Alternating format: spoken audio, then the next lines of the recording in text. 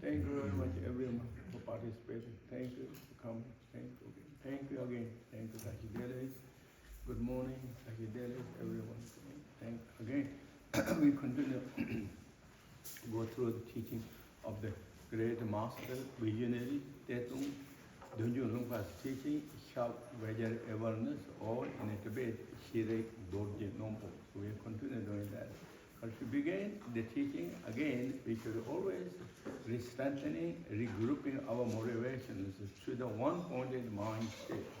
That is joy and appreciation, a gratefulness. And I mentioned many times to you, I mean, you all know, really, we have to have joy and appreciation. That is very foundation, and call it, in the center column of the enlightenment, Buddha who? When we like to get enlightened or we like to discover our innate true nature, we begin that right now with joy and appreciation, grateful and graceful, gratitude.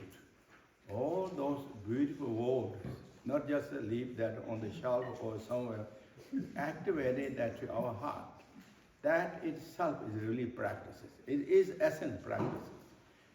Dzogchen meditation, for example, we do Dzogchen meditation without the joy and appreciation, being grateful. We won't go far. That's really. We received the teaching so many years ago. And we also practice a little bit. But we're missing some ingredient. What is it? That is joy and appreciation, gratitude, and bodhicitta, and the devotions. Or closing the connects to the lineages. All those are so powerful ingredients. They're simple. Simple that everybody knows that. But if you apply that to the heart and the mind, then really the wonders of the beauty will show up to yours with ourselves. We will see difference. That. So therefore, joy and appreciation, and thankful, grateful to Buddha, Dharma, Sangha. And not just only that, think for yourself. To your all the situation, the circumstances you have in samsara level too. We have the one of the best samsara level situation, circumstance in this country. Really that. And so thankful, grateful. Grateful, thankful is not that we are going to have to spend a lot of money or become something rich, have to do that. That is basic richness of ourself. Everyone has that. But because we're not exploring, that is poor mentalities and the poverties. And then become kind of poorer and poorer. Poorer and then won't develop anything. And therefore, really the joy and appreciation, grateful, thankful, all those so many ways, I mean, you know that. Activated that. With that, what the great, Buddha, gracious teacher, Buddha Shakyamuni said, one in his teachings, known as Dodopa in Tibet. Dodopa in English is called, Sanskrit is called Setaya Gatha. And condensed the meaning of the entire Panjaparamata teaching. The entire Panjaparamata teaching, what that means?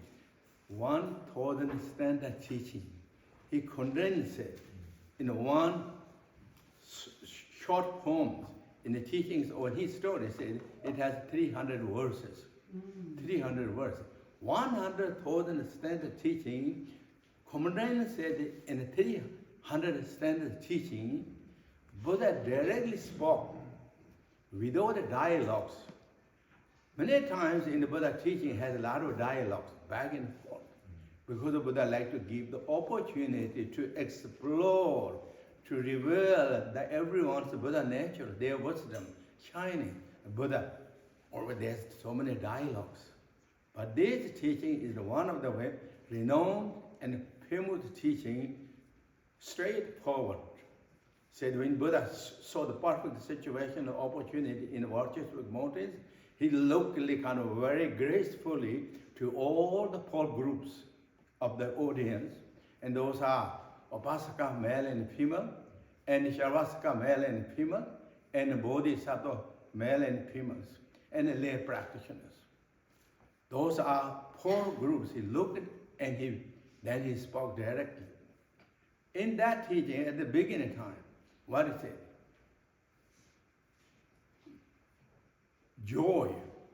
Joy, respect, and a devotion keep close to the heart, then well purified obscurations or the stains and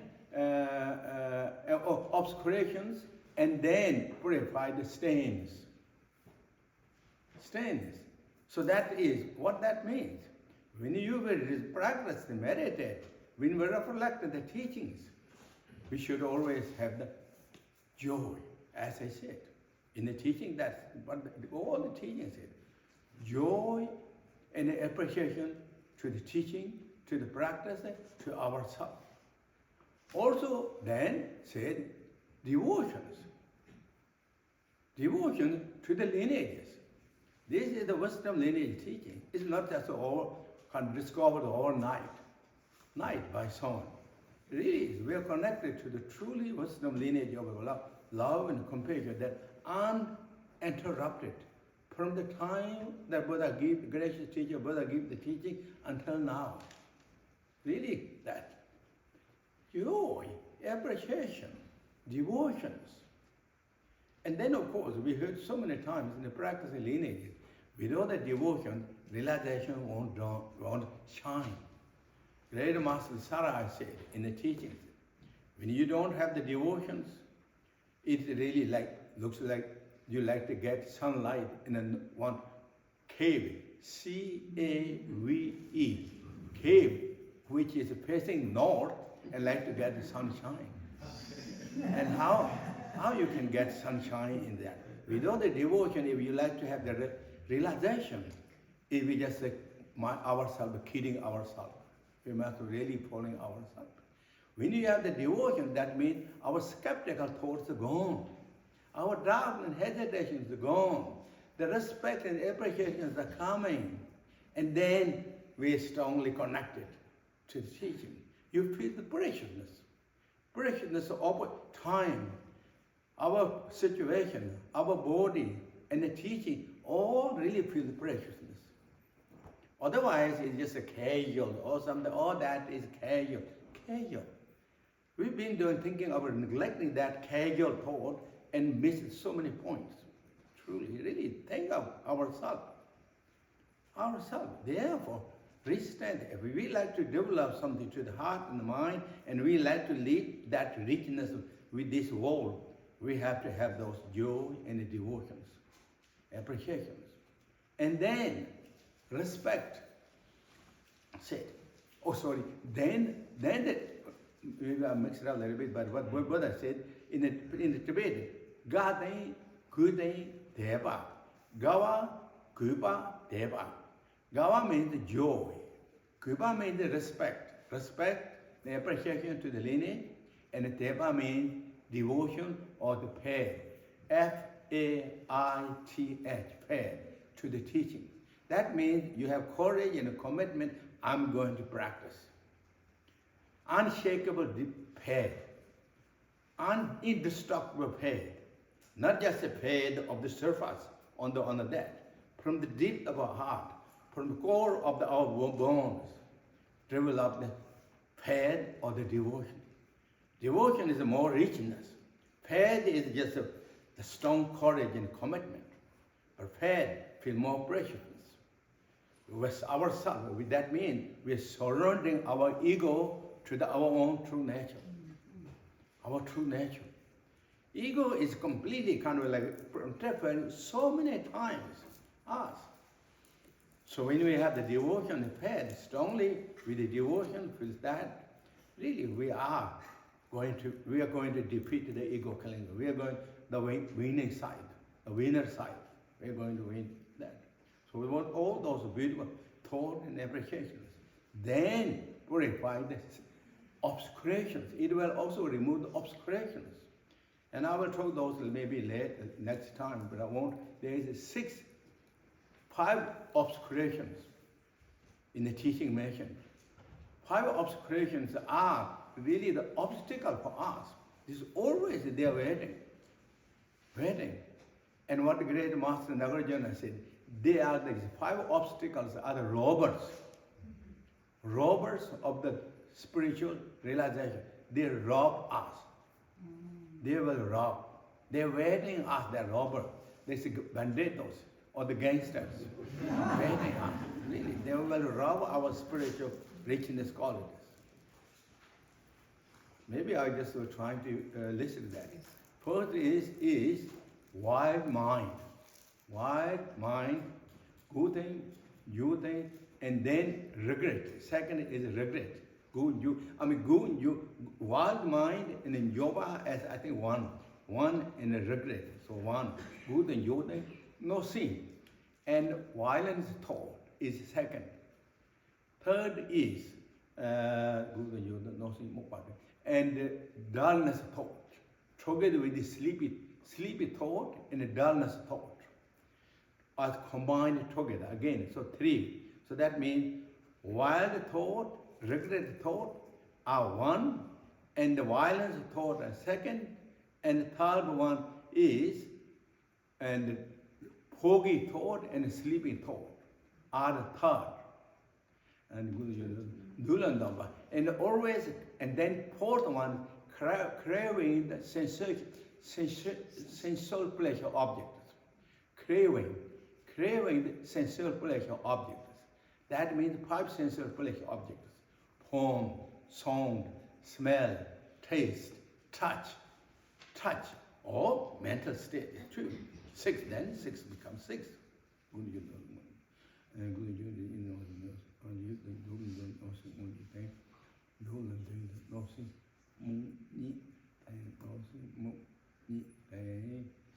Again, maybe I'm good and you don't know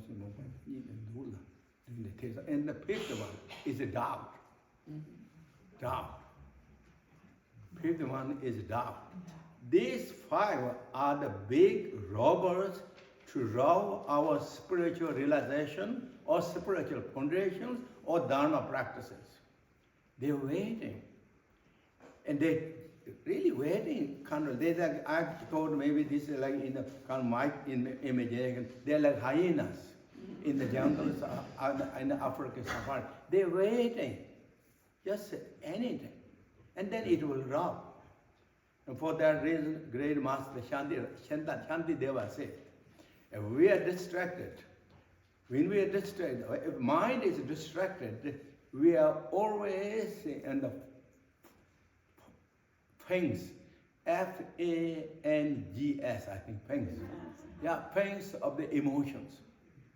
If we are distracted with the pangs on the jaw pangs of the emotions. Jaw pangs of emotion. What the emotion? Those five poisons, or those five bounders, those binders. Anytime they can attack, anytime they can, they are just. Therefore, so this is what the great master, great teacher, Buddha Shakyamuni said.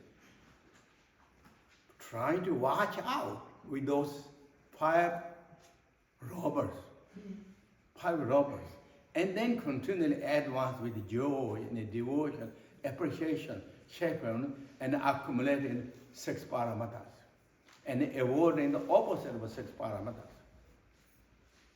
Six paramitas, of course, almost everyone knows, but few of you don't. Six paramitas are generosity paramita, morality paramitas, and patient paramitas, joyful effort to dharma paramitas, and concentration paramitas, and as well as wisdom paramitas. Those are the five paramitas. Opposite of that, trying to avoid the opposite of the six paramitas. And those are exactly, I think you all know, opposite of the generous practice, misery graspings. And the opposite of the morality. Morality is then unethical, or not keeping up conduct. Conduct as like normal samsara level spiritual conduct, as well as spiritual dharma. Dharma as the Vinayas or the Pativanayas, as well as Bodhisattva, Vajrayana, those are known as then not keeping up, kind of completely mixed up and diluted and already jumping. And the next one is patient. Opposite of patient is very, very impatient. Impatient or become so sensitive and immediately kind of trying to attack someone. Trying to attack with it verbally, mentally, physically. That is the opposite of the paramita. And of course, each of those are really big obscurations. In the Buddha teaching mentioned, and the great master Shantideva said, there is no worse obstacle than anger. There is no better virtues than the patience. Patience. Patience is so powerful, powerful. And so therefore, this then also trying to avoid those. I mean, trying to, even we got those emotions strongly, but trying to catch immediately, trying to purify, re-strengthen it. That's known as mindfulness, alertness, immediately recognize. The great teacher, Buddha Shakyamuni, taught the value and the importance of the mindfulness. And we all have that, but we don't pay attention, we don't alert that. Mindfulness, alertness, consciousness thought. They are like what great master Jambu Kundra said in his teaching. Said they're like, if you keep that, if you have that three, your great teacher, Buddha is right with you. They're like living Buddha. They are really, and in some other teachings, they are the inner masters. Mindfulness, alertness, consciousness, they are the inner teacher. Out teacher, spiritual teacher, and all those outer. But the inner teacher, our true inner teacher, that always with us, that we keep. And that is. And then the opposite of the joyful effort to Dharma is the laziness. Laziness. There's the laziness known as also laziness that attaches to the old lazy in the Buddha teaching, I mean, of course. In Buddha teaching, there's a laziness that attaches with old habit patterns. Mm-hmm. That attaches. Kind of just carry it because of that, our habit pattern, we go there. Whenever we like to do something kind of like practice and meditate, and suddenly that show up on the front. Or I have to clean my car. Or I couldn't clean for a long time my car inside. Now I'm going to clean now. And after that I'm going to practice. Or first I take my dogs outside because both this my pet couldn't go out so long time. I'm going to take that and then I'm going to practice.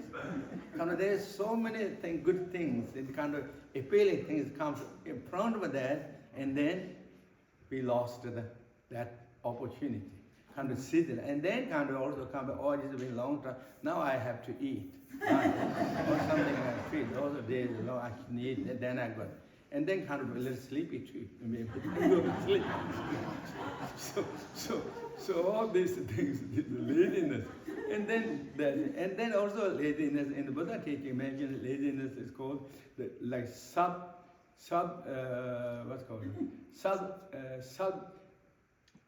disrespect to one's own self. Disrespect for one's own self is also a form of laziness. We should respect ourselves. Really respect. We have, after all, in Buddha teaching, generally Buddha teaching, we have beautiful 18 endowment, beautiful lives. And then, and more than that, in the Buddha teaching offering, this ourself is a vehicle to cross the ocean of the samsara. It's like a boat. This is the boat. It's how spacious, how spacious, how spacious. Because of this body, I can also activate the practice, meditate, and do benefit for all the sentient beings through the body. Without the form, how I can help? So spacious. And then Buddha nature is right residing in our heart. In the Vajrayana teaching, then this body is not just regular, it's 5 dhyana Buddha. That's what. And also when we join the 14 dawn pose. 14 dawn pose. What is it? This body is 5 aggregates are the 5 living Buddha, and we disrespect to our own body, we making the downfall of, I think, 5th downfall. Or maybe add one downfall. I mean, we really can't. That really so many ways. This is self-respect. So important. And with that respect, then keep up the qualities, your identity, yourself. And they defeat the laziness. And then next one, opposite of the concentrations. Opposite of the concentration is the distractions. Distracted. When we are distracted by all the external mundane world with the sensorial pleasure object, or past memories, or future plans, or whatever. That is distractions. During the meditation, for example, when you meditate, concentrate, we're not going to hold any of those. Not memories of the past, nor plans of the future, not wandering on the present time, this and that things. And not recollecting of past memories of the kind of like sensorial pleasure objects, whatever. Any of those forms, we are distracted from the nature because we like to relax, calm and peaceful, one single point in mind state, and oneness status. We like to stay, and we distracted. So avoid those things. And then next one, opposite of the wisdom is then what's opposite of wisdom is ignorance, not knowing clearly and opening our yourself, more kind of understand variety. The knowledge is open. Knowledge is not just one kind of glue in one thing and not really opening the door. And at the same time, because of the using the reason that I don't know, then saying that reason, ignoring the past, ignoring the future, ignoring anything. That, because what the reason? That means, oh, there's no past, there's not will be future, there's nothing in it else, because I don't see, I don't know. So that means we are overpowering to our own unknowing situation and ignoring the all things. And then deeper level in the Buddha's teaching mentioned karmas and all different qualities, kind of ignoring and that's those all known as the opposite of the 6 paramitas. And then you all know. So then when you keep that perfectly beautiful, all that qualities, and then what is it? Then we are accumulating 2 merits. Accumulation merit and wisdom merit, and at the same time is because of that purifying the emotion obscurations and knowledge obscurations in the teaching state. It will purify that and reveal then our Buddha nature, as we were talking yesterday in the Vajrayana teaching, or in the Dzogchen teaching. The Buddha is residing in our heart, but we have to purify all the obscuration that 7 times of the human size or human height is underneath that. What are those? 2 obscurations: emotion obscuration, knowledge obscuration, surface of the emotion obscuration. Those 5 portions or 5 robbers I listed, they are on the surface all the time, on the surface, in a way guarding to not reveal our treasures, because ego clinging in all self-important unknowing situations. What the great master Shantideva said, even the deep down, every living being had the intention to be happy and joy, but where we act through the ignorance, destroying the cause of happiness and joy and peace, and running forward with the troubles and the difficulty and the challenge. Because why? Because due to the unknowing or ignorance. That's the how really happens. Therefore, one day in the practical lineage sometimes said, kinder to yourself, wake up ourselves, be resistant in our courage and commitment. Bounce back, not let fall down or fall down in the ditch and lay down there in the ditch. Get up, bounce back to the path and advance. Stand hold strongly and then move advance. Those are really in the teaching stage. So those are all kind of like, that with those beautiful, thought and understand of the great teachings of the great teacher Buddha Shakyamuni and as well as other great masters. And then of course, when we reflect the teaching, then with joy and appreciation, together with that, bodhicitta and kindness compared to all living beings. And again, of course, you all know, everybody, we heard so many